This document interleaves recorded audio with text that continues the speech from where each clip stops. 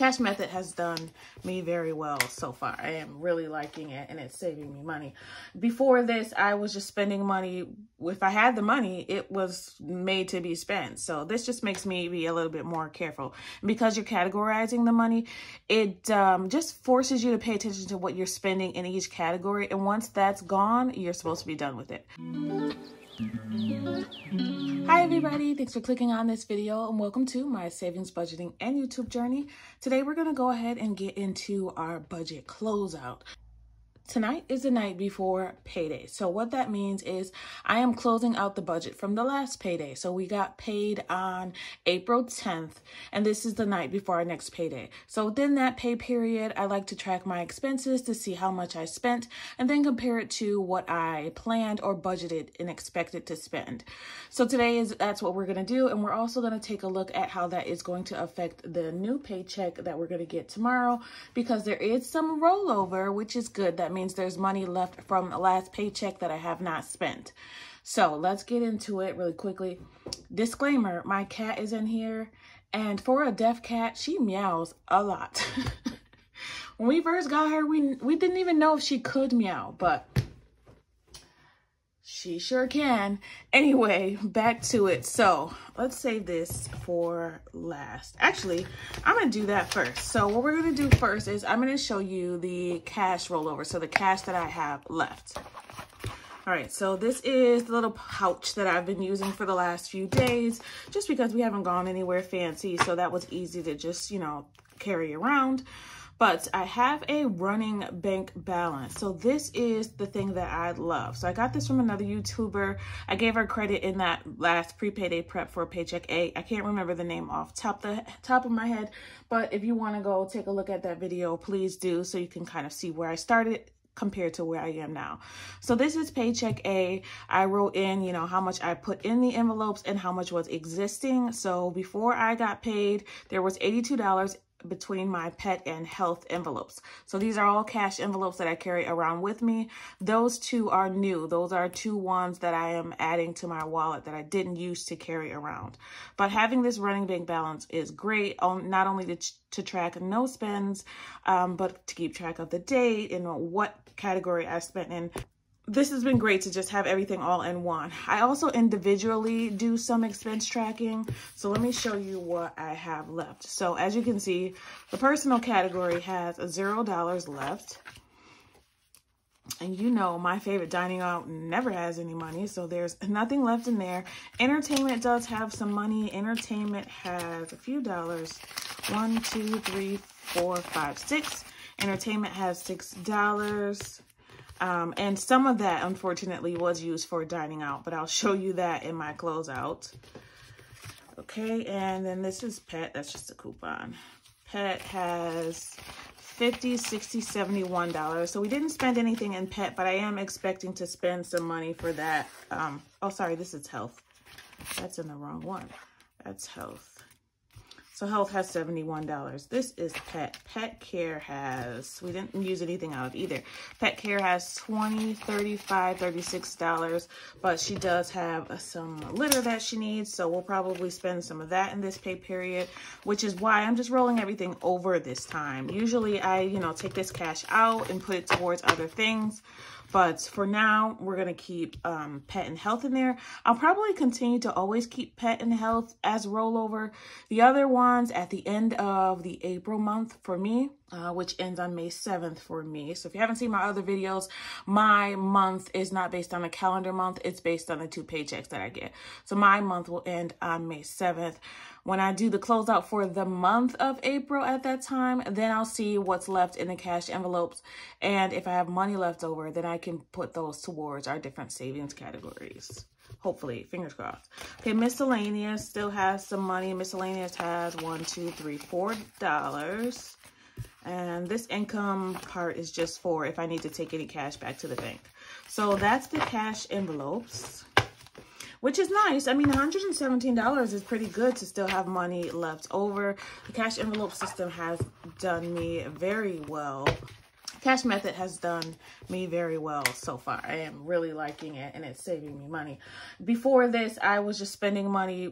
If I had the money, it was made to be spent. So this just makes me be a little bit more careful. And because you're categorizing the money, it just forces you to pay attention to what you're spending in each category. And once that's gone, you're supposed to be done with it.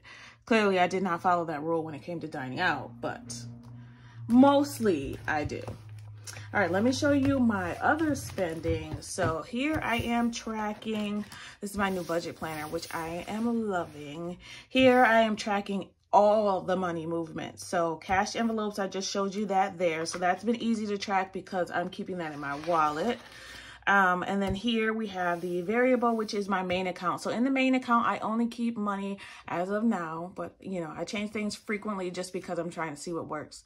As of now, in the variable account, we keep only grocery, home expenses like toiletries, and gas. Did I say gas already? Gas, groceries, and home. That's what we're keeping in the variable account. So I am tracking that as well.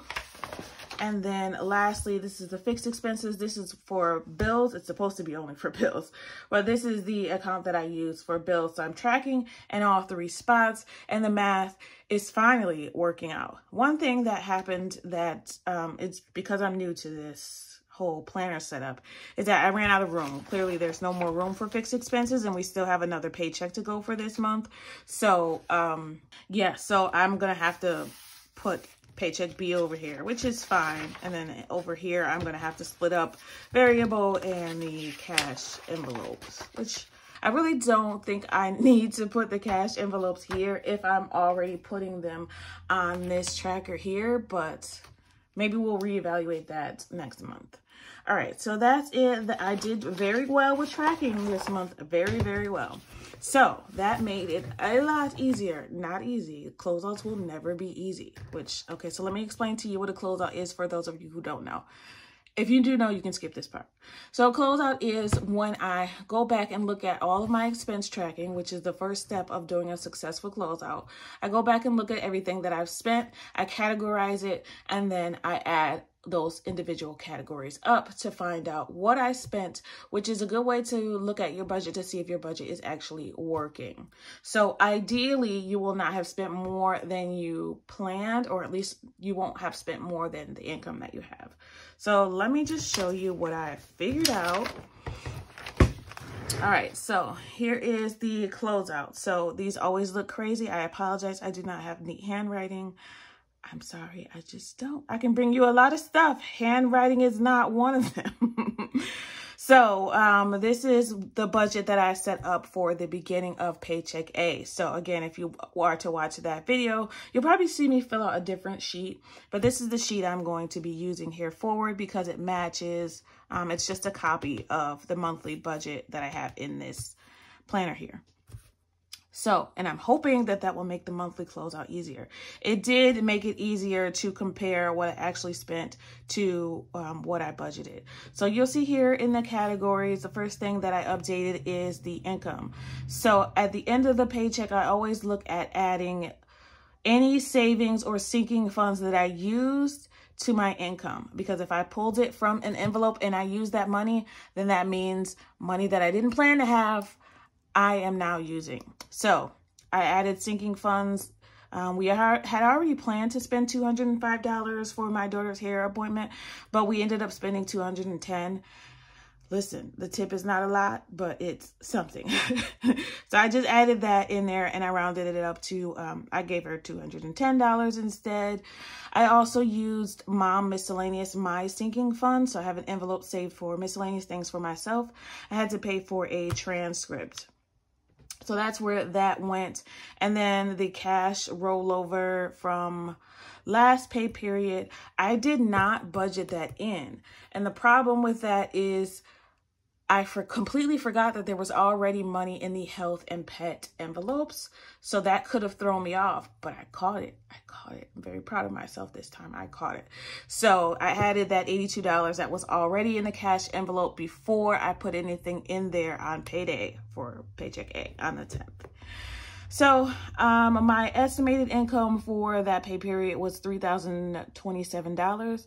Now, that does not include my actual paycheck. I mean, that does include. My actual paycheck was only $1,577. That other money is just from rollover from the last paycheck before that, and et cetera, et cetera. So it's not my paycheck. It's extra stuff from savings, basically. And the actual was 3043. I can't even see my own handwriting. It was 3043.36 because I had to add some money from my emergency fund. I had to get my garage door fixed.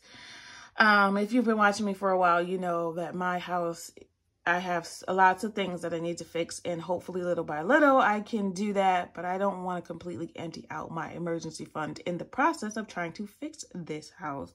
But that's what it's for. I had to get that fixed. We had to get into the garage so we can like not get fees for not having the lawn mowed, which has never happened. It probably never will, but I don't want to be that neighbor. I just don't want to be her. Okay, so I went through and I added everything that I've spent.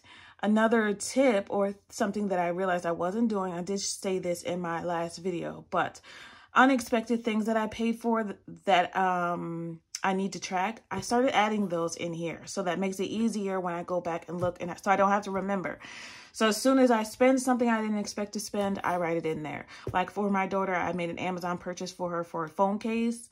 That wasn't an expected expense. So I just added that so that at the end of the pay period, I don't have to go back and try to remember every single little thing that I purchased. So that's a tip that is making closeout easier. Anyway, bottom line, you can see everything that I spent. Some of these are crossed out, like miscellaneous variable. I used the cash from my miscellaneous envelope. But I used it for parking, which was a transportation expense. So that's why I crossed it off. I only want to count that one time. I don't want to count the same cash transfer twice. So that's a tip. If you'll see some things crossed out, that I learned absolutely from the Budget Mom. She has a great channel on YouTube. Go ahead and check her out. I have watched her closeout videos probably a million times, but that is one tip that definitely helped me do a more successful closeout. So this is a very successful closeout. Yay, confetti, because I was actually able to get the math to add up. So our estimated income was $30.27 and our estimated expenses were $30.27. Because I am a zero-based budgeter, we want those expenses to match up with the income, so that we zeroed it out. So we wanted every dollar to go have a place to go, and that's what we did. So the actual income was, oh, why did I say more than that? It was 32.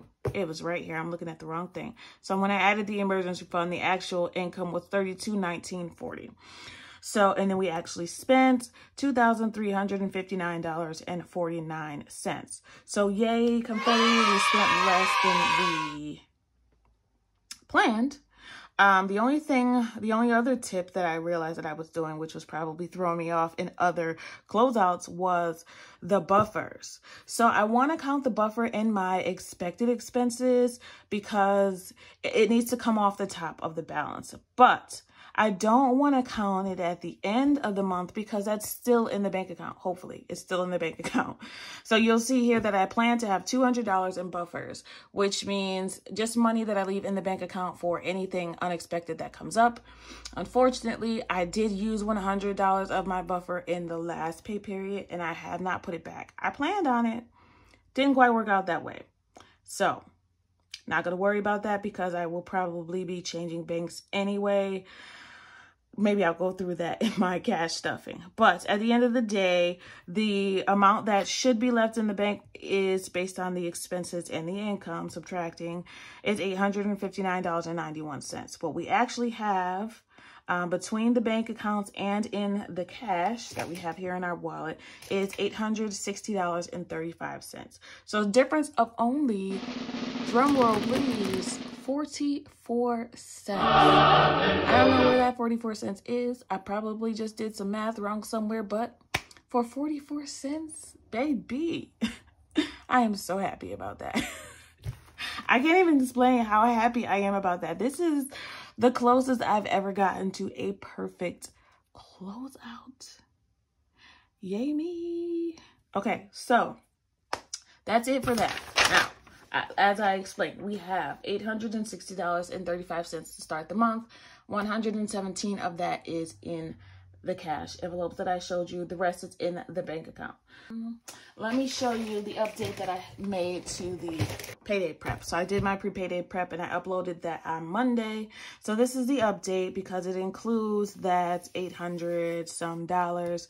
There's $100 in my main bank account. There's $643 in the bill bank account, and cash rollover the $117. And when I get my paycheck tomorrow of $1,578, that brings me to a total of $2,438.35. When I went through and I did my budget, of course, I have to take out the things that are included in that rollover. This bill rollover includes money that I set aside for half of the mortgage.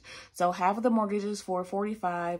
I set aside half every paycheck. So half is already in there and the other half will be received in this paycheck. So you'll see that I did that breakdown here.